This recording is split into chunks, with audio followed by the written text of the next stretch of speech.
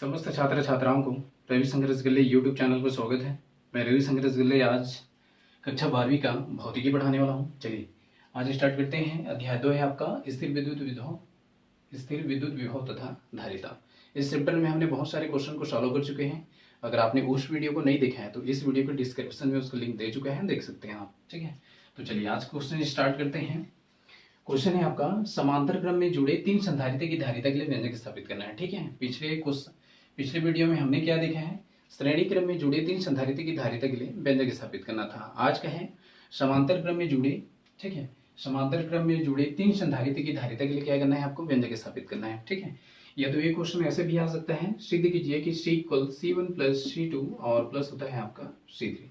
ये क्वेश्चन ऐसे भी आ सकता है। ठीक है, या तो इसको थ्योरम भी बना सकते हैं, मतलब तुल्य धारिता। ठीक है, तुल्य धारिता का मान सिद्ध कीजिए कि तुल्य धारिता का मान समांतर क्रम में जुड़े कुल धारिताओं के, ठीक है, ये भी धारिता है, कुल धारिताओं के योगफल के बराबर होती है। ऐसे भी आ सकता है। ठीक है, तो इस क्वेश्चन को आप ध्यान देंगे। पहला ऐसे आ सकता है, समांतर क्रम में जुड़े 3 संधारित्र की धारिता के लिए व्यंजक स्थापित कीजिए। दूसरा ऐसे भी आ सकता है, सिद्ध कीजिए कि C equal C1 plus C2 plus C3 आ सकता है। ठीक है, और तीसरा ऐसे भी आ सकता है, सिद्ध कीजिए कि तुल्य धारिता का मान समांतर क्रम में जुड़े कुल संधारित्र की धारिताओं की योगफल के बराबर होती है। ऐसे भी आ सकता है। ठीक है, तो चलिए ये क्लास आगे स्टार्ट करते हैं। ठीक है, देखिए समांतर क्रम में जुड़े 3 संधारित्र की धारिता के लिए आपको व्यंजक स्थापित करना है। तो इसके लिए क्या ले लेते हैं देखिए, अब यहाँ से हम लोग थ्योरम स्टार्ट कर देते हैं। ठीक है, माना कि C1 C2 C3 3 संधारित्र हैं जिसे समांतर क्रम में जोड़कर रखा गया है। ठीक है, माना कि C1 C2 C3 3 संधारित्र हैं जिसे समांतर क्रम में जोड़कर रखा गया है।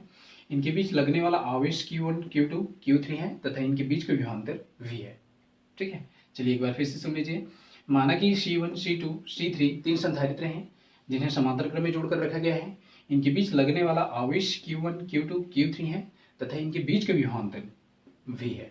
ठीक है, इसमें प्रत्येक संधारित्र के पहले प्लेट को बिंदु A से जोड़कर रखा गया है तथा प्रत्येक संधारित्र के दूसरे प्लेट को बिंदु B से जोड़कर रखा गया है, जिसका संबंध पृथ्वी से कर दिया गया है। चलिए एक बार फिर से क्लियर कर देता हूँ।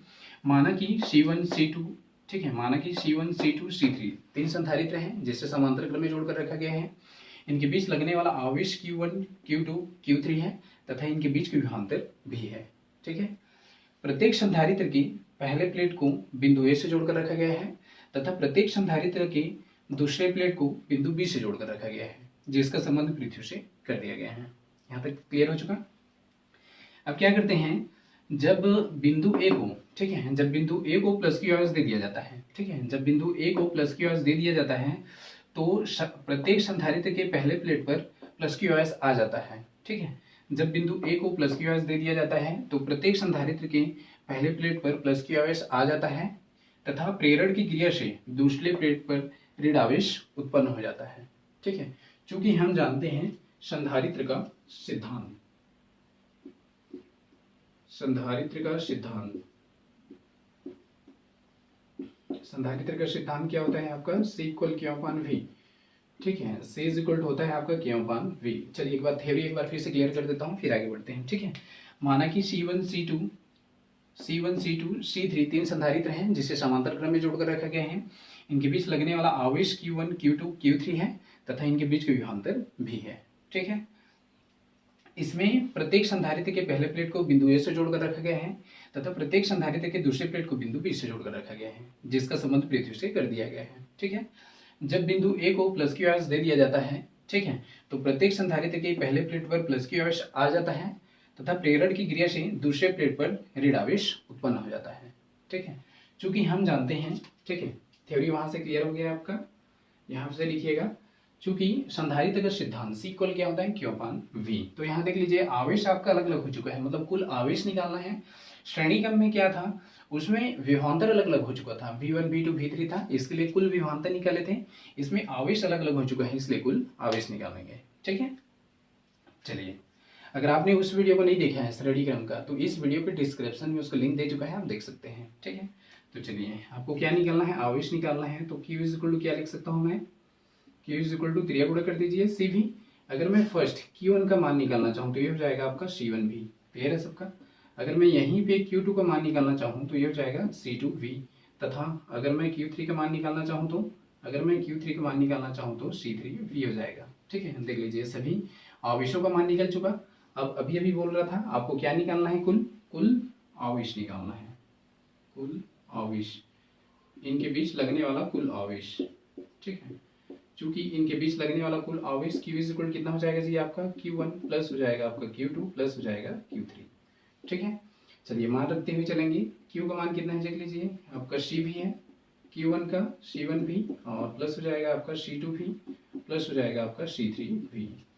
Q का मान रख दिए गए हैं। ठीक है, तो C भी इज इक्वल टू सभी से भी निकाल दीजिए, ये आपको बनेगा C1 प्लस बनेगा C2 प्लस बनेगा C3। ये देख लीजिए भी कैंसिल कर सकते हैं।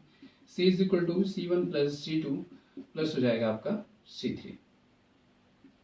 इस प्रकार से ये व्यंजक भी आ चुका, यही आपका अभिष्ट व्यंजक है। ठीक है, अर्थात लिखिएगा यहाँ पे। ठीक है, यहाँ पे लिख दीजिएगा यही अभिष्ट व्यंजक है, फिर अर्थात लिखिएगा। ठीक है, अर्थात क्या है आपका C is equal to C1 plus C2 और प्लस क्या है आपका C3 है।